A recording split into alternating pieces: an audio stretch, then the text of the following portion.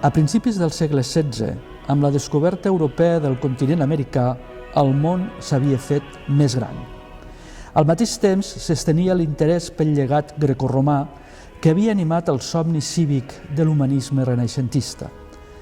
Es qüestionaven les jerarquies religioses medievals i alguns pensadors fins i tot gosaven explorar la separació entre l'Estat i l'Església. Tanmateix, la religió no va veure disminuït el seu paper en l'esfera pública i els intents de reformar l'Església van desencadenar una onada llarga de conflictes.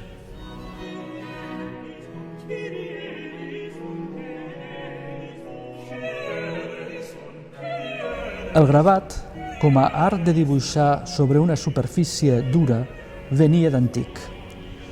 El realitzat sobre fusta o metall ja s'havia experimentat al segle XIV i l'ús de la xilografia i la calcografia per fer estampes soltes i il·lustracions es remuntava a Europa a les primeres dècades del segle XV.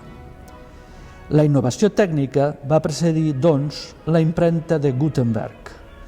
Entre les raons de l'expansió del gravat cal esmentar la major disponibilitat de paper a Europa i també l'èxit de les cartes de joc a finals del segle XIV.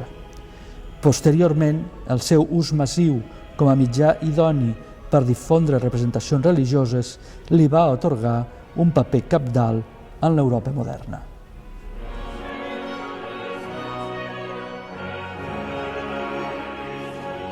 L'aspiració a reformar l'Església va comptar a principis del segle XVI des del camp de l'humanisme amb representants com el cardenal Cisneros i, sobretot, Erasme de Rotterdam. En esclatar el conflicte religiós, Erasme fou reivindicat per Luter, que compartia la seva denúncia de la situació eclesial i considerava decisiva la seva edició crítica del Nou Testament. I a l'inici també per l'Església Catòlica, a la qual va romandre fidel, que li reclamava una posició obertament contrària als protestants. Finalment, Erasme va ser blasmat pels uns i pels altres.